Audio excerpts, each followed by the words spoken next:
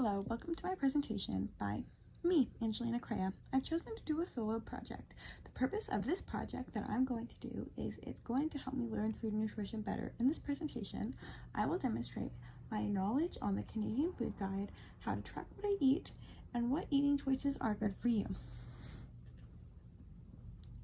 Student demographic. Angelina, which is me, is an 18-year-old woman who is 5'10". Her weight ranges from 125 pounds to 130 pounds, depending on what time of the day she weighs herself.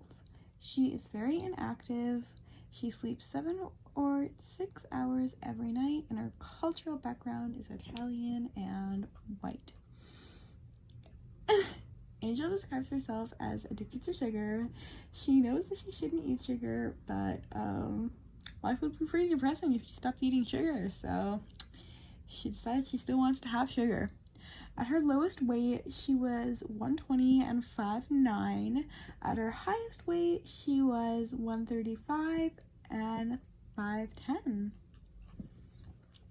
So I'm going to be going into my food guide. This is the first day, and I had a breakfast bar. It is strawberry flavored, and it has some yogurt in it too.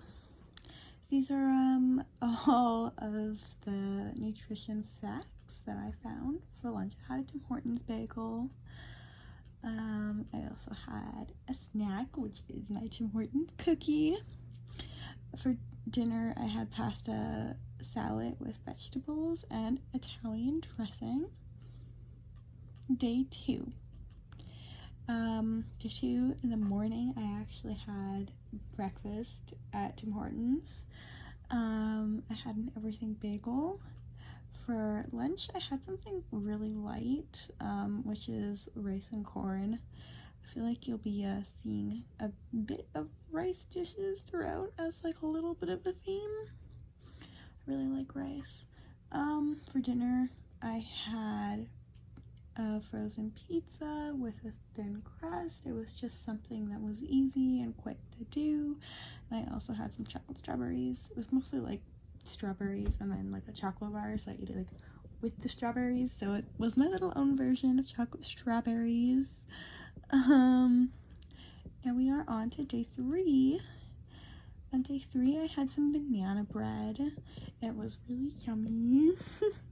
That's what I had for breakfast. For lunch, I had butter chicken. I have my little snacky snack, which is an orange. I ate a lot that day, so I didn't really feel that hungry for a snack, but I wanted to incorporate some fruit since I really didn't have any.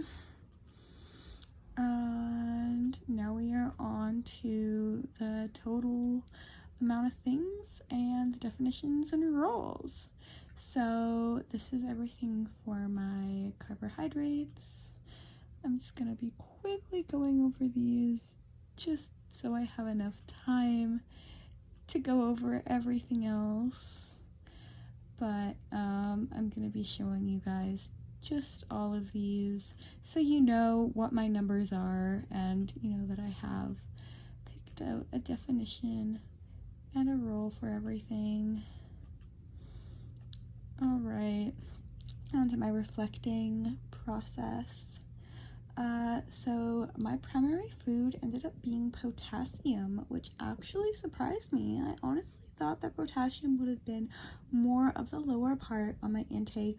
When I think of potassium, I think of bananas, and then I obviously didn't really have any bananas that week. So I guess I have to really rethink what is in potassium and what kind of stuff I am having. But I think that is kind of good that I had potassium. I did look it up, and apparently I had over the limit, but I feel like I didn't. So maybe my math is wrong, or maybe like the limit is the bad source. I don't think I'm health prompting though, to be honest with you. I took some time to like think and look after my daily things. I don't think I'd be exactly somebody to think, oh, she eats really healthy, you know? I think I can obviously work and get better on doing that. which leads me into recommendations about what I would do better.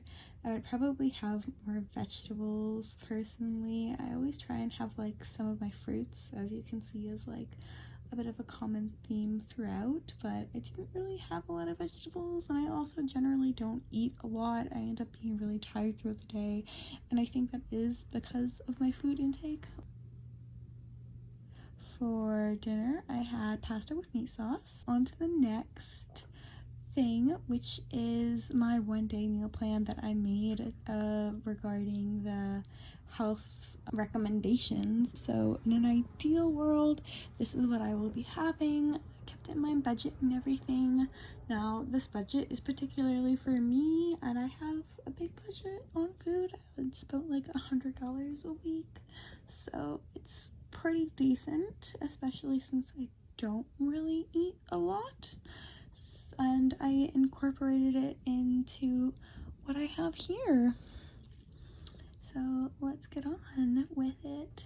For breakfast, I will be having a chia pudding.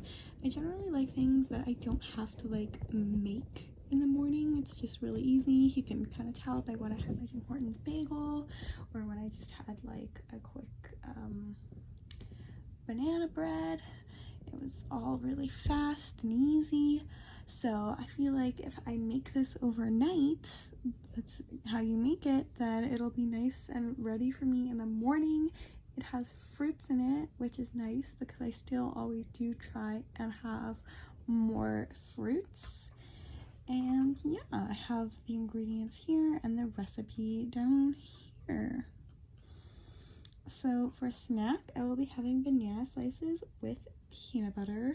The reason I decided to have this snack is because it would take my mind off other sugary things, and I feel like I think about sugar a lot, which I've already discussed is one of my problems. So I'm gonna eat more, so I'm thinking less about sugar.